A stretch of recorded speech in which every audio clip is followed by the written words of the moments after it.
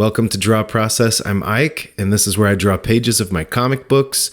I hope you find inspiration, insight, and learn something when you watch the latest one today. It's page 60 of episode 2 of my comic First Sun and Sword. Okay. Now, I changed my camera settings, so you'll notice that after I get through these roughs, it's much more visible. What I'm putting down on the paper. We have, I worked out first a loose perspective grid using the dock that they're standing on. And then I worked out the form of Kurok on the left as he is swinging at her, and she ducks to her left and sticks him with the spear into the belly. And that is a complex situation. He's lunging and swinging at her. She has to be dodging and stabbing all in one image. I need all of that. It sounds maybe simple in words, but how do you make it clear that someone has just swung and someone has dodged to the side and then stuck the spear in all in one image? That could be broken up into several images. But I prefer this. I like to show it.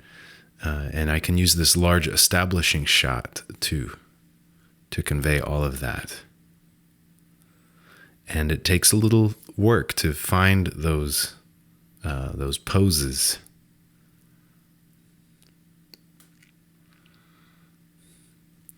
And then we have a cut-in panel, a small panel, where we see her spear coming out of his gut. I wanted to make it clear, show the damage. And he's going to try to counter, get her back. So, and again, I kind of make it up as I go here at this stage. These are my roughs. So he's going to swing at her. She's going to pull back.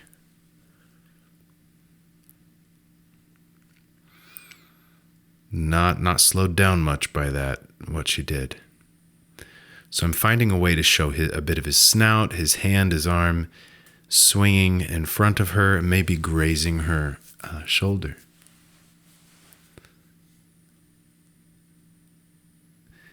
And then I'm trying to figure out what to do next with this. So she's stabbing at him again. This is what I was going for here. And then he's blocking it with his hand. I've got, the way I'm laying this out, I was planning for the center of the mass of the information in this panel, where the eye goes, to be more to the left. Because just because the panel is a certain width or any size, it doesn't mean that the center of the panel is the focus. So this is a very wide panel, but the focus in the panel above was more to the right. Now everything's more to the left. And this is to create movement for the eye and a nicer design, a nicer balance.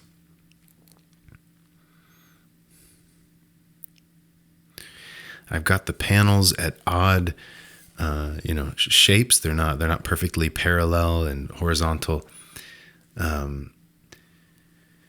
And that's to give us some kind of movement and energy there too. What I decided to do here was to not show their full figures here, just show the action. So we've got them quite cropped, but I've got him with his mouth open and then chomping right in front of her face. So he uses his long neck and head as a weapon as well. And so when he blocks the spear, he lunges with his mouth, and she pulls back, almost gets bit. So I want to be able to show her expression at that moment. So I'll need a nice side view where you can see her eyes go wide.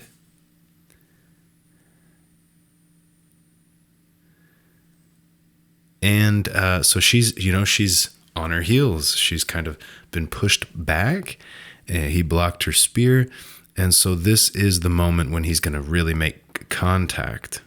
That's what feels natural or right to me. as he choreographed the scene. And how I wanted him to do that is, I try to figure these things out as I go, and what feels right, what feels realistic.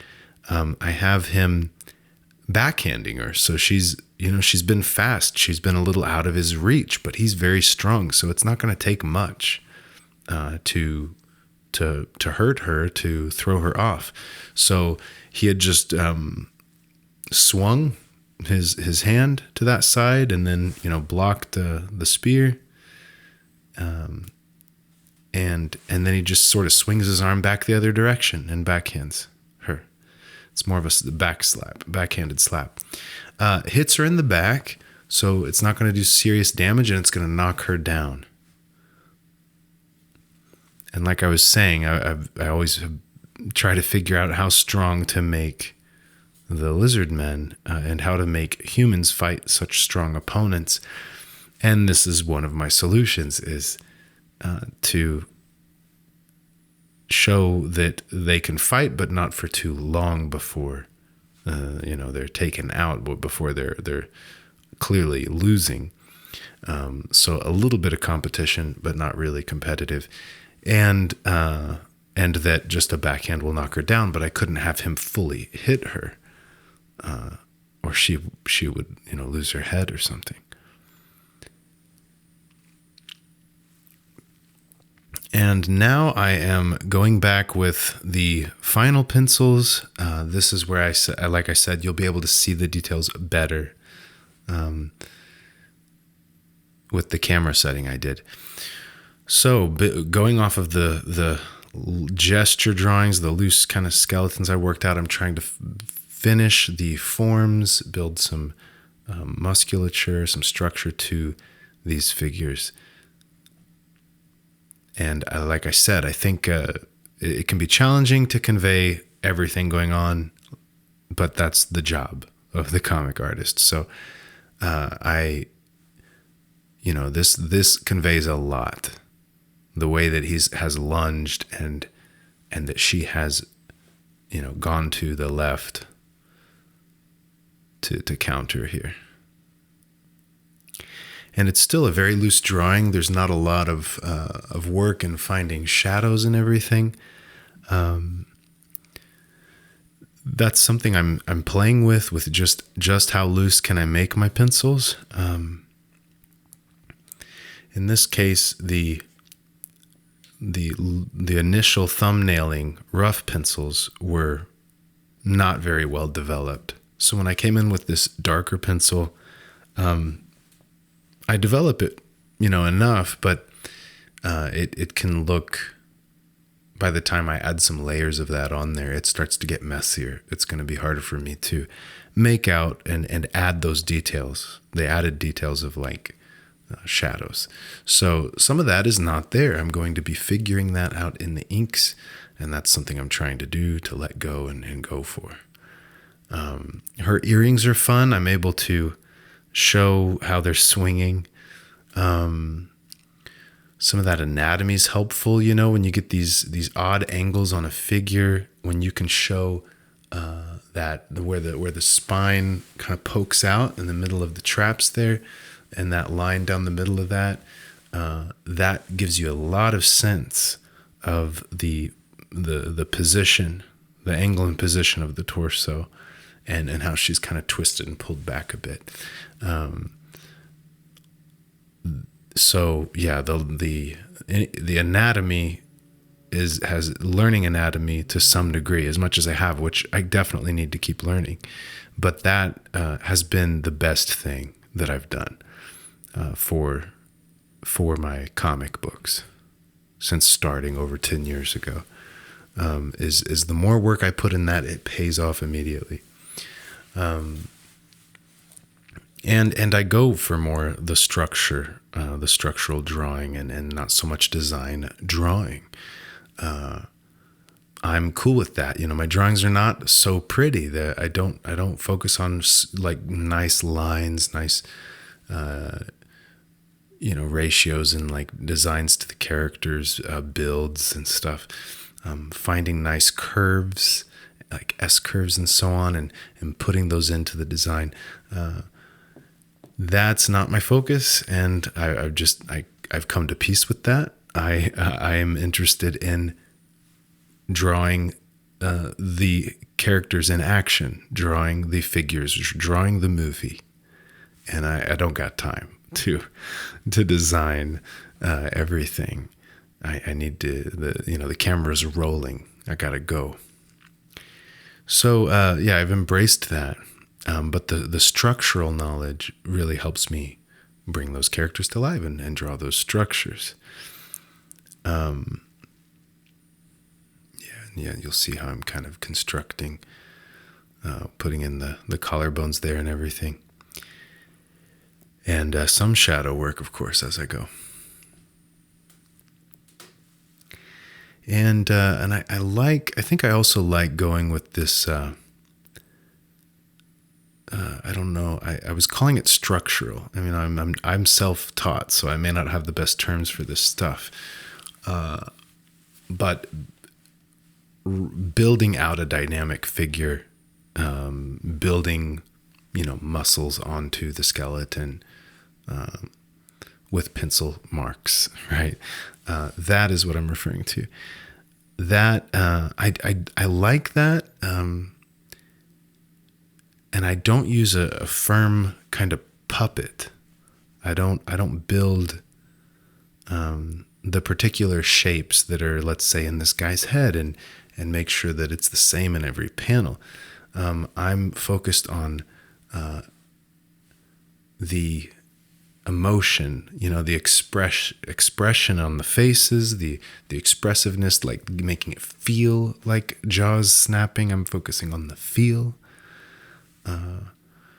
And so you'll see that when I drew his head with his jaws closed, I drew it a few times. And I'm kind of, well, what's the shape of his head? I'm not totally sure, but it's not about the shape so much as like the feel of how it should feel.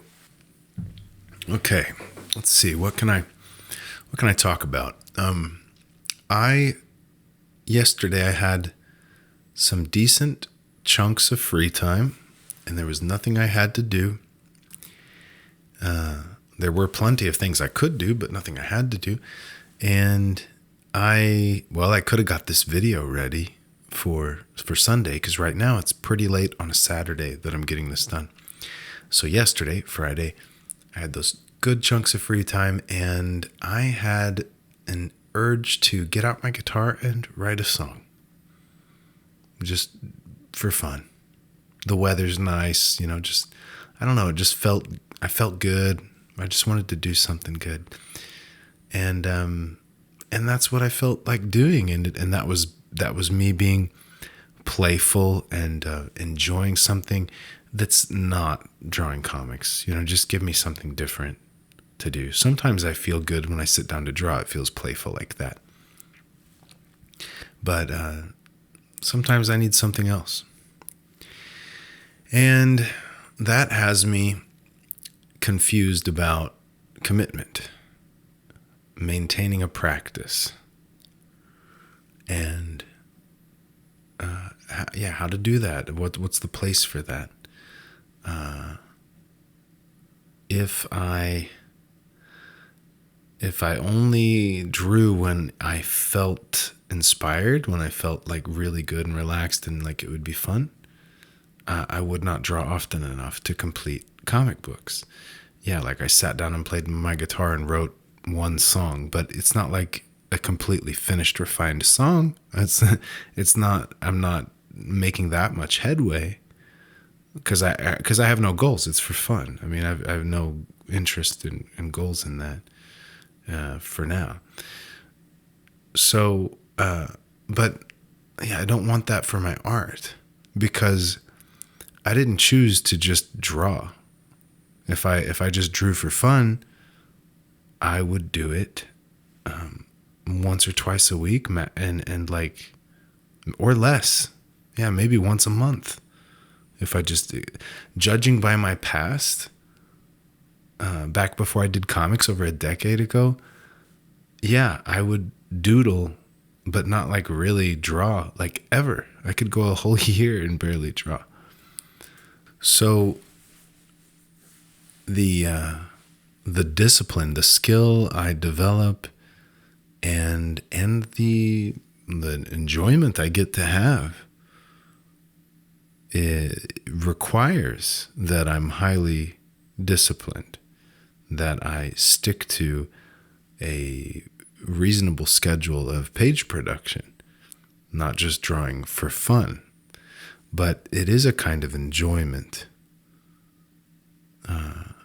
When you do things not for fun, it's enjoyable. Oddly enough, because the pleasure of making comic books is only experienced when you commit. It's not easy. It's not an easy thing to do. So you don't get to enjoy that unless you have put in some work for it, and that can increase the enjoyment. I mean, if you imagine the enjoyment of any pursuit, Olympic athlete, it's the fact that it's hard that that they can derive pleasure from even daily training. And there's something to that we can find enjoyment, or maybe we tend to find enjoyment when we are just working. We're just committed to something, whatever it is. Even if it's a video game, I mean, in some sense, you get into the video game. It isn't necessarily fun when you first turn it on. You get into it. You're engaged in completing it and putting in some work to get through the levels, through the story, whatever it is. Figure the puzzle out.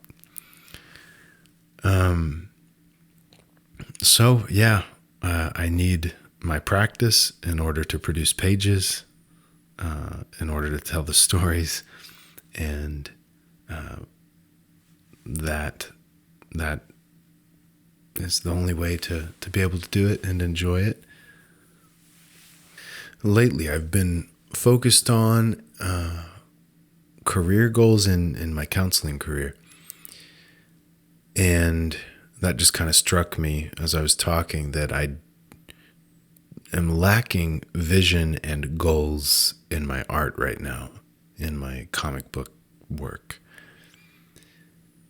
For me, they're always, personal goals.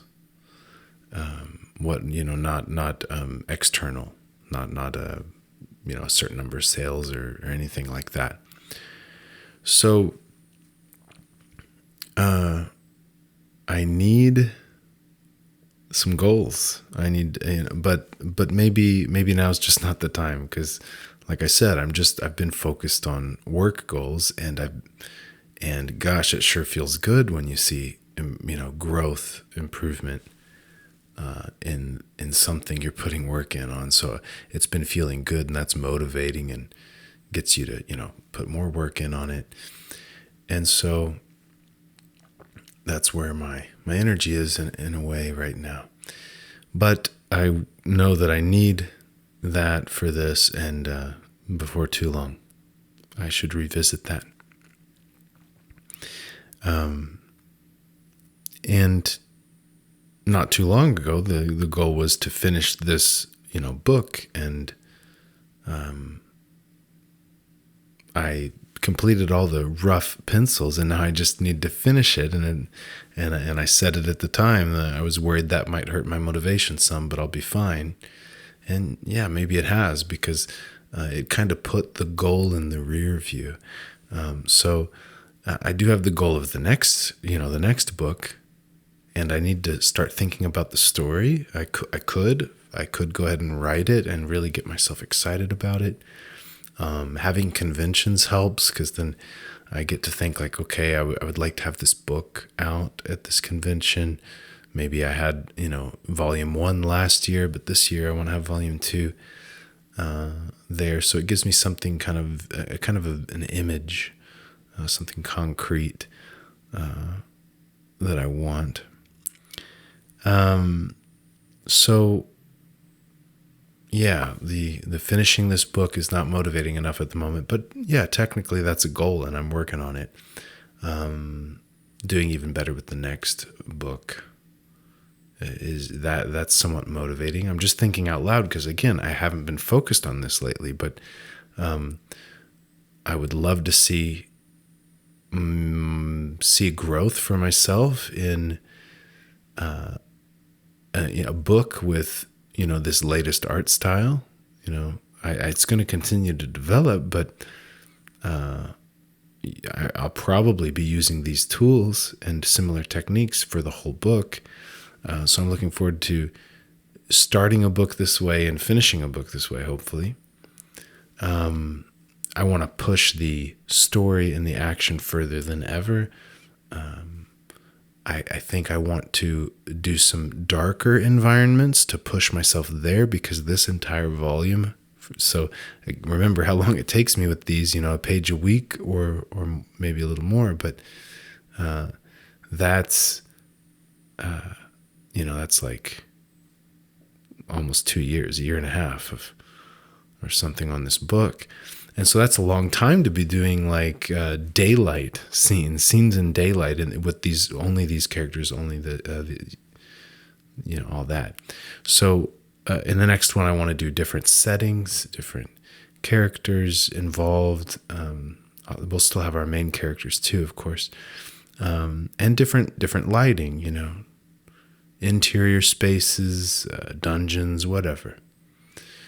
So, I'm looking forward to that, and just want to make a really good book. I think I'm getting there where I can make something that inspires me. That might be a good word for it. I try to inspire myself, like to think like, gosh, if when I look at this work, what's the potential in it? When I look at someone else's work, I do the same thing. But when I'm looking at my work, okay, what could this become? What might be next for it? What if I did a whole book with this, or was able to improve it a little bit in the next one, or make a story that's just a lot more gripping or something for the next one. Thinking like that.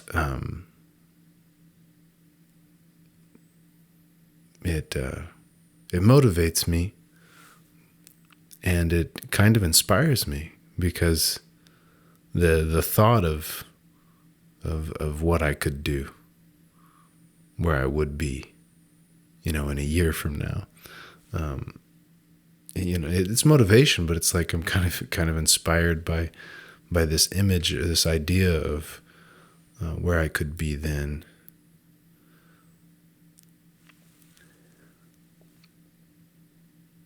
You'll see lots of hatching lines and chunky areas of black, because I'm trying not to go back with a brush and add more. I just try to add it as I go, finish the panel, move on. And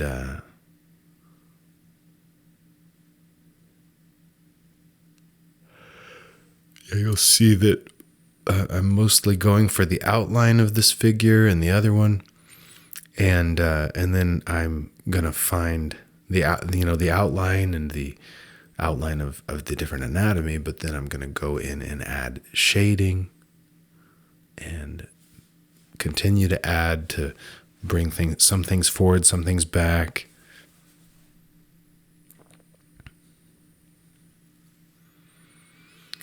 And that could take a little time. Yeah, it would obviously go a lot faster if I didn't do any of that, but I like it. Yeah, so my thoughts have not been on it as much, and that's an important factor, an important component of motivation. I need to put my thoughts back on it. I mean, one easy way to do that is to draw a page. When I sit down tomorrow or the next day and I draw a page, my thoughts are going to be on this somewhat. And that gets me building motivation automatically, because my mind is thinking about it, talking to people about it, and seeing other artists, showing your work to people, even just to family. When I show someone in my family, hey, look at my latest work, and look at, here's what I've been learning, and look at what I'm doing here versus what I did, 6 months ago or whatever. Excuse me.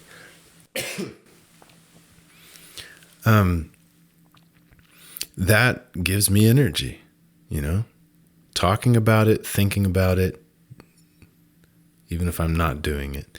And it gives me the energy and motivation to I want to see what else I can do and jump back in. And, I don't know, the older I get, the more I realize it's like, it's not dishonest. It's not a bad thing if you struggle with motivation and if you play tricks on yourself to motivate yourself. Like, that's a good thing. It's not playing tricks on yourself. It's just life. You just have to manage yourself. It's good to talk about things that you like, and you'll like them more if you do. Talk about what you do. Put some time in doing it. Think about it. Look at other books, That's kind of hard when you're drawing. It's hard to have time to read a comic because that's time I could be drawing a comic. And read things you actually enjoy. Don't just pick something up because that's what's popular. That's what other people like. Find out, pick things you really do like. For me, the things that I will pick up and just finish cover to cover is like young adult rom-com stuff and like, the sort of slice of life stuff and very cartooning kind of stuff. But that stuff is just so easy to read, It's usually not super text heavy, character driven, really easy to digest images because there's usually just a few figures, a few props, just wholesome, fun stories or whatever. But yeah, those are like so easy. I can pick that up and I'll read 200 pages. But some things require more energy to like digest the images, the words, and I can't easily, anyways. I'm not gonna sit and read it for an hour. I might read for 20 minutes. And then I put it down and I'll pick it up another day if I leave it somewhere where I can get to it. But whatever you like. And it doesn't mean I don't like to pick it up because there's some books like I love picking it up when I do. Even if I don't read it for very long, I really like seeing the art, seeing how they did it and stuff. But again, things you actually enjoy and want to enjoy. Engage with, and not just what you think you're supposed to.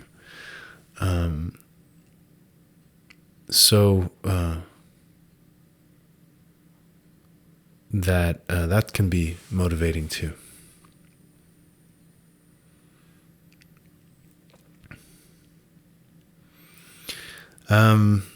Looking at my past work sometimes is motivating too. I was just thinking about King Croc and that whole fight scene versus where I'm at now with this stuff a few years later, and there's a lot more action and energy and form to this fight, these drawings than before. So I love seeing that. The fruits of my labor, the results of the hard work.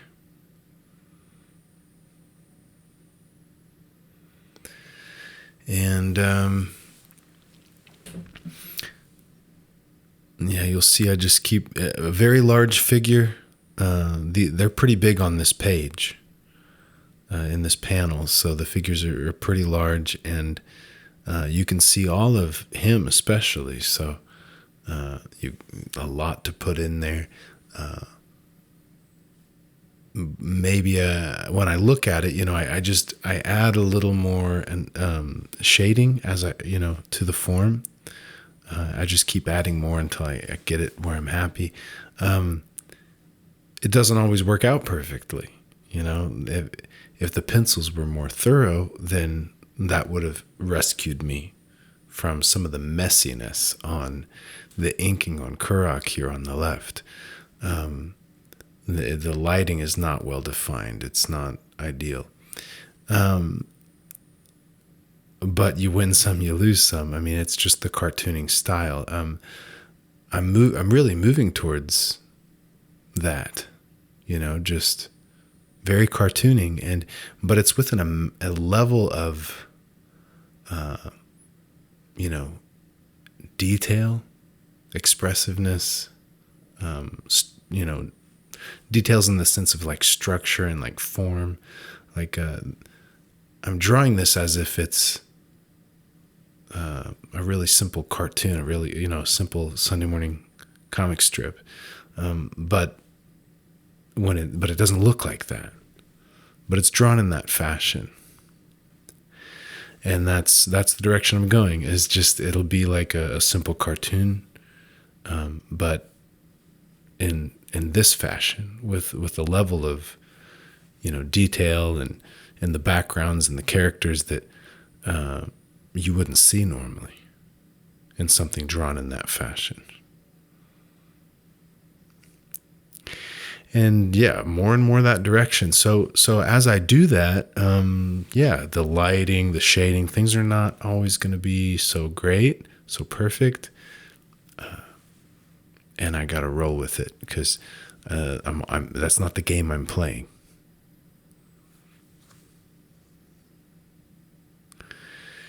And I just left the camera here so you can see the finishing touches where I'm looking at the entire page, seeing where I could add more black, get a better balance. I forgot to put any shadow under her here. It was there in the pencils, but I forgot it. So I just put it in with the color. It's feasible that would have looked that way. So I just left it. Little slicing panels running down the middle of that. Movement as far as the third panel or the second one, the second row there. The action's more to the right, then it's more to the left, then it's back to the right, and then it follows back to the left. There's more of a zigzag there. That was intentional. They start out pretty centered in the space, and then and a nice establishing shot, so everything looks pretty balanced at first, and then it's all these cuts until you get to the end result. She's hit, and that'll set us up for the next page. So it's nice if a page has a full cycle to it. It gets you from some kind of point A to some kind of point B, and it shows you how you get there. I like that. I do abide by some of these devices, some of these ideas or rules in comics, and that's one I like. I like the thought of each page feeling like it has a little story to it, and then the next one would start. I'd heard before some thoughts on or advice on having sort of a reason to turn the page, a cliffhanger in the story, or some action that's halfway done or about to be done, or even just a drawing element that sort of like shows the action going off of the page, so that you feel you need to turn the page. And I think I used to take that too literally and have like a cliffhanger, have something that's in progress as the end point of a page. And I did too much of that because it hurt the design of each page. being a standalone, think of it like a paragraph, there's a structure to that. And so now I don't worry so much about will they turn the page and stuff, and how to guide that, or each page is its own point. And then they fit together like beats in the rhythm. So that's it for this week. Thank you for checking this out. Remember, I have all the other episodes so you can see and follow along with my journey if you haven't yet. I will see you next week. Be the practice of your art. Encourage others to do the same.